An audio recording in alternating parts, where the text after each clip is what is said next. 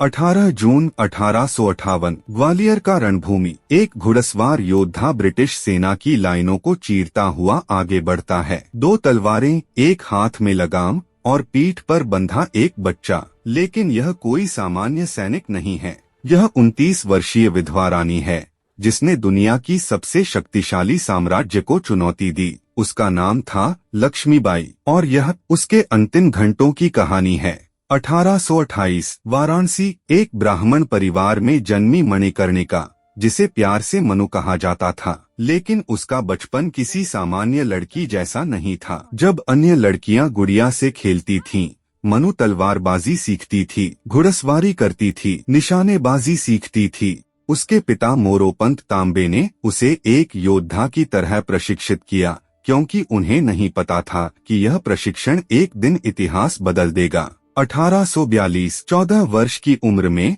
मनु का विवाह झांसी के महाराजा गंगाधर राव से हुआ। मणिकर्णिका अब रानी लक्ष्मीबाई बन गई, लेकिन खुशियां अल्पकालिक थीं। 1851 में उनके पुत्र का जन्म के 4 महीने बाद निधन हो गया। 1853 में महाराजा ने मृत्यु से पहले दामोदर राव को गोद लिया, लेकिन ब्रिटिश ईस्ट इंडिया कंपनी के पास अन्य योजनाएं थीं।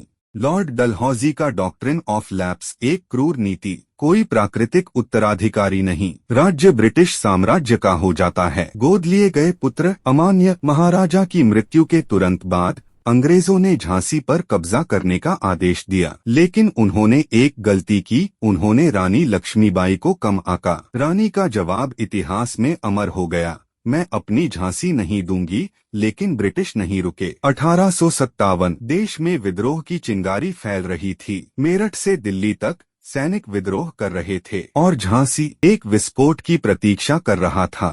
मार्च 1858 जनरल ह्यू रोज की 20,000 सैनिकों की सेना झांसी को घेर लेती है। रानी के पास केवल 5,000 सैनिक थे और उनमें से कई महिलाएं थीं। 2 सप्ताह तक किले की दीवारें ब्रिटिश तोपों के प्रहार सहती रहीं। भोजन समाप्त हो रहा था, गोला बारूद खत्म हो रहा था, लेकिन रानी ने आत्मसमर्पण नहीं किया। रानी स्वयं किले की दीवारों पर खड़ी होकर सैनिकों का नेतृत्व करती थीं। पुरुषों के कपड़े पहनकर, तलवार हाथ में लेकर। ब्रिटिश रिकॉर्ड्स में लिखा है, उसकी बहादुरी असाधारण थी। लेकिन 3 अप्रैल 1858 को दीवारें टूट गईं। शहर में नरसंहार शुरू हो गया, हजारों मारे गए और रानी के सामने एक असंभव निर्णय था, मरना या लड़ते हुए भागना। रात के अंधेरे में रानी ने अपने दत्तक पुत्र दामोदर को अपनी पीठ पर बांधा, घोड़े पर बैठी और 60 फीट ऊंची दीवार से कूद गई। यह पलायन नहीं था, यह युद्ध जारी रखने का निर्णय था।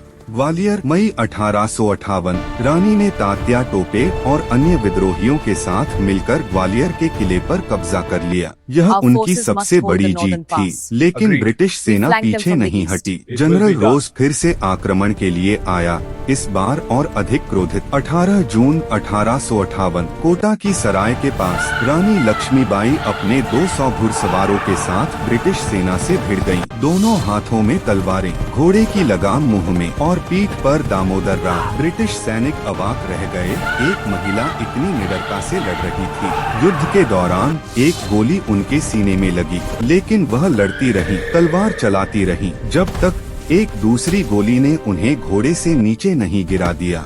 वह एक पेड़ के नीचे गिरी, खून बह रहा था। उनके विश्वसनीय साथियों ने उन्हें उठाया और पास के बाबा गंगादास की कुटिया में ले गए। अंतिम शब्द बोलते हुए उन्होंने दामोदर को देखा और कहा, न झुकना, न हारना। फिर सांस थम गई। उन्होंने अपने शरीर को गंगाजल से शुद्ध करवाया और तुरंत अंतिम संस्कार का आदेश दिया, ताकि अंग्रेज उनके शरीर का अपमान न कर सकें। ब्रिटिश जनरल ह्यू रोज ने बाद में लिखा, यहाँ भारतीय विद्रोहियों में सबसे बहादुर और सबसे अच्छी सैन्य नेता सो गई है। यह उनके दुश्मन की श्रद्धांजलि थी। 29 साल की उम्र में रानी लक्ष्मीबाई ने जो किया वह सदियों तक याद रखा जाएगा। एक विधवा जिसे समाज ने कमजोर समझा, एक माँ जिसने अपने बच्चे को पीठ पर बांधकर युद्ध लड़ा, एक रानी जिसने दुनिया की सबसे बड़ी साम्राज्य को चुनौती दी, लेकिन एक रहस्य आज भी बना हुआ है। कुछ इतिहासकार मानते हैं कि रानी ग्वालियर में नहीं मरी, कि उनके साथी ने किसी अन्य महिला योद्धा का अंतिम संस्कार किया ताकि अंग्रेज भ्रमित हो जाएं। नेपाल में एक बुजुर्ग महिला की कहानियां हैं जो रानी जैसी दिखती थीं। सच क्या है शायद हम कभी नहीं जान पाएंगे, लेकिन शायद यही उनकी अंतिम विजय थी। रानी लक्ष्मीबाई ने अपनी झांसी दी, लेकिन कभी झुकी नहीं। उन्होंने युद्ध हारा, लेकिन इतिहास जीत लिया। आज हर भारतीय बच्चा उनका नाम जानता है। हर महिला में उनकी शक्ति का एक अंश है, और जब भी कोई अन्याय के खिलाफ खड़ा होता है, रानी की आत्मा वहाँ मौजूद होती है। यह एक रानी की कहानी नहीं थी, यह साहस की कहानी थी, यह अमरता की कहानी थी।